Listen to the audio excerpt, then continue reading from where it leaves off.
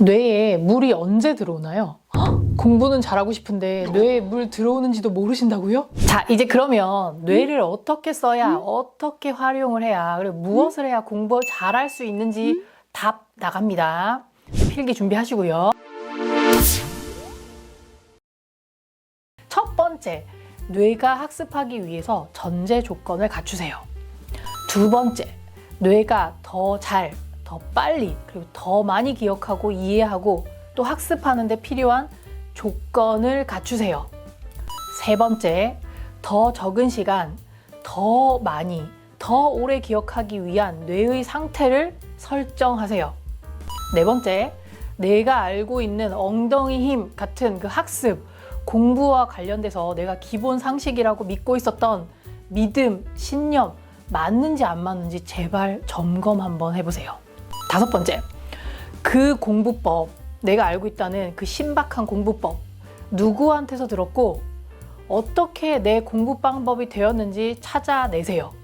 네, 내가 어떻게 이걸 내 공부 방법으로 마음에 가지게 되었는지를 분석해서 알아내세요. 자, 여섯 번째, 입시에서 높은 점수를 받는 거랑 공부를 잘하는 거는 다르다는 것을 이해하셔야 돼요. 6가지 하나씩 다 다를 건데, 마지막 내용 마음에 걸리신다고요? 그러니까 무슨 말이냐면, 그러면 제대로 공부하면 입시에서 높은 점수를 못 받냐 걱정되시는 거죠? 아니요, 정반대예요. 자, 뭐냐면 제대로 학습 안 하고 시험 점수 높게 받을 수 있는 기술이나 문제풀이 방법이나 기교 이런 거에 집중해서 공부를 하면 점수가 높게 나올 수 있어요. 그런데 실력, 학습력, 응용력, 사고력이 쌓이기는 굉장히 힘들어요.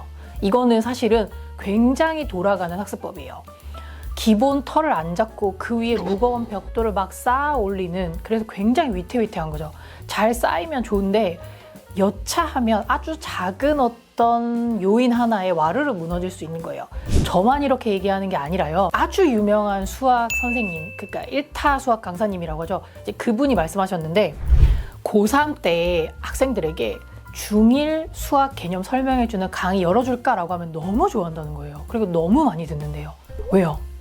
선행하면서 그 어려운 개념을 이해 못하고, 그러니까 초등학교 때 중학교 1학년 거 배우고 이러니까 애들이 그 개념 이해하기 굉장히 어렵거든요, 학생들이. 그러니까 어떻게 해요? 어떻게 하면 그 문제를 푸는지 원리를 설명하기보다는 문제를 푸는 기술이나 기교에 집중할 수밖에 없죠. 그래서 이렇게 해서 아이들이 문제를 풀기는 해요. 그런데 그 문제를 내가 왜 풀었는지 모르는 거예요. 그래서 고3이 된 거지. 실력이 쌓였는데 이제는 고3 되면은 이제 막 수능이 목전이기 때문에 사실은 아이들이 굉장히 절박해지기도 하지만 굉장히 본인에 대해서 냉정하게 평가를 하기 시작해요. 그래서 내가 빨리 많이 선행을 해서 문제를 많이 풀어봤지만 사실 저 중1 개념 모른다, 이런 것들을 사실대로 말하고 도움을 청하기 시작해요. 네, 이거를 좀 더 일찍 하면 얼마나 좋을까요? 근데 그때는 뭐죠? 나 빨리 나가야 된다는 그런 압박감 때문에 그런 얘기를 못해요, 차마. 그래서 고3들에게 중1 수학을 강의하는 이 현실에 대해서 막 개탄하시면서 저는 중1이 중1 문제를 잘 푸는 우리나라가 되었으면 좋겠어요, 이런 말씀을 하셨다고요. 이게 바로 그거예요. 그러니까 자전거를 타는 법을 배우면 처음에는 좀 버벅거리는 것 같고 막 자전거 들고 뛰는 애들에 비해서 내가 늦은 것 같지만 자전거 배워서 타고 가면은 자전거 들고 뛰는 애보다 금방 빨리 갈 수 있는데 어떻게 하는 거죠? 급하니까 일단 자전거 등에 업고 뛰는 거지. 이게 굉장히 웃긴 에피소드인데 되게 슬픈 에피소드인 거죠. 그래서 뭐다? 학습하는 법을 제대로 배워서 실력을 쌓으면 거기에 문제를 잘 풀기 위한 기교를 조금만 얹으면 당연히 공부 잘합니다.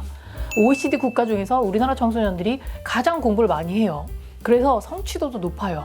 그런데 여기 놀라운 비밀이 숨어 있는데요. 학습 효율을 따져봤어요. 즉, 점수를 공부하는 시간으로 나눠본 거죠. 그랬더니 우리나라 학생들의 학습 효율이 아주 하위권, 거의 꼴등, 42위 막 이렇게 되는 거예요. 무슨 말이죠? 똑같은 시간을 공부했을 때 다른 나라의 학생들이 훨씬 더 잘 이해하고 훨씬 더 높은 점수를 받는다는 거죠. 그게 왜 그렇죠? 이거예요, 이거. 그러니까 막 자전거 들고 뛰는 사람 때문에 마음 급해하지 말고 원리에 집중하고, 특히 뭐다? 뇌가 제대로 공부할 수 있는 방법을 배워서 그래서 학습을 하기 시작하면 놀라워요. 그래서 여러분들도 그런 경험을 하실 수 있도록 저희 채널이 도와드리겠다는 거예요. 자, 제가 아까 그 유명한 수학 강사 선생님들의 이야기를 예를 들었는데, 제가 서울대 학사 경고자랑 서울대 이제 많은 친구들을 대상으로 그 학습에 어려움을 겪고 있는 학생들을 대상으로 강의를 해요. 놀랍죠? 서울대에서 학습에 어려움을 겪고 있는 친구들이라니. 네, 여러분이 놀라는 만큼 그들도 놀라요. 자기가 학교에 들어가서 공부를 못한다는 사실에 그만큼 충격을 받고 이 얘기를 외부로 할 수도 없어요. 그런데 서울대 학교 당국은 이 친구들을 매우 잘 관리하고 도와주려고 엄청나게 노력하시겠죠. 그래서 이제 저같이 소위 말하는 학습의 전문가들을 불러서 그 친구들을 도와주려고 노력을 하는 거죠. 그런데 제가 뇌를 잘 쓰는 방법을 강의를 하면 서울대 친구들이 굉장히 좋아하고 또 아주 많은 친구들이 들어요. 그 이유가 뭘까요? 이 친구들이 엉덩이 힘이 부족해서 그 강의를 그렇게 열심히 듣고 새롭게 공부 방법을 세팅을 할까요? 머리가 나빠서? 공부하는 방법을 몰라서? 아닙니다. 너무 많은 시간과 노력을 들여서 공부를 하는데 그게 효율이 안 나기 시작한 걸 이제 대학에 들어가서 본격적으로 느끼기 시작한 거죠. 게다가 서울대는 어떤 학교죠?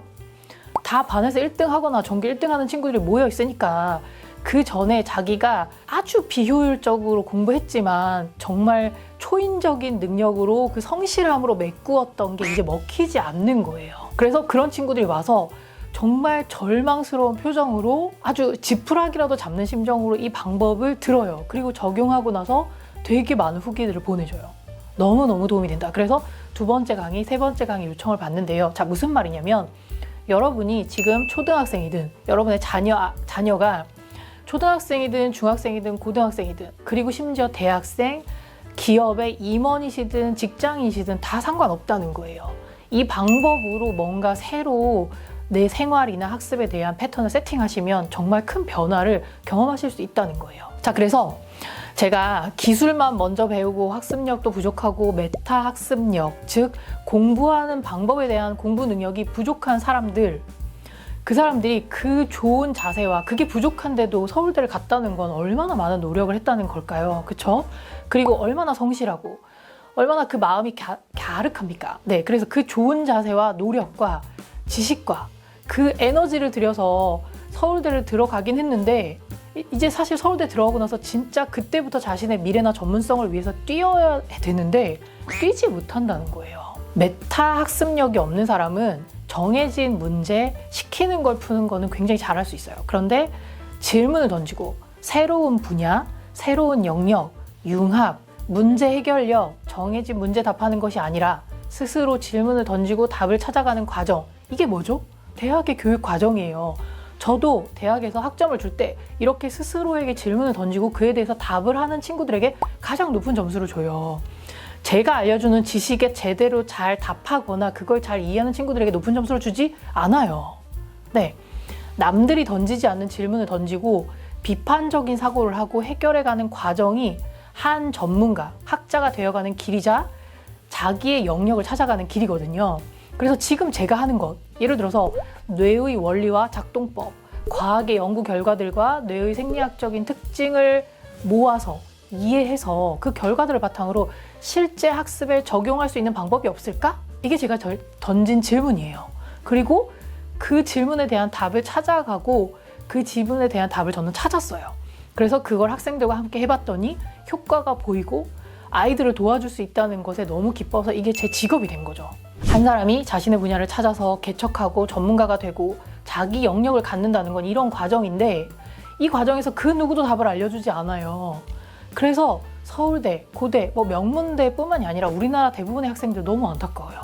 너무나 훌륭한 자질을 가지고 공부하는 방법을 모르는데도 그렇게 오랫동안 학교에서 시키는 대로 오랜 시간을 공부한다는 거잖아요. 이걸 참아내는 능력 정말 대단하죠. 그런데 이 능력을 제대로 발휘할 수 있도록 저는 정말 도와주고 싶은 거예요.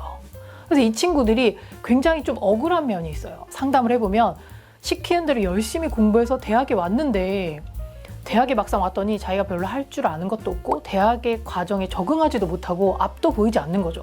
이러니 공부가 싫을 수밖에요. 앞에도 말씀드렸다시피 이런 상황에서 공부가 좋다고 느끼면 상담해 보셔야 돼요. 네, 완전 똑똑하고 건강하신 거예요. 내가 공부하기 싫다고 느끼는 것 자체가 메타인지 능력 잘 작동하고 있고 상황 판단 능력도 아주 좋은 거고 완전 정확하게 판단하신 거죠. 심리적으로도 건강한 거예요.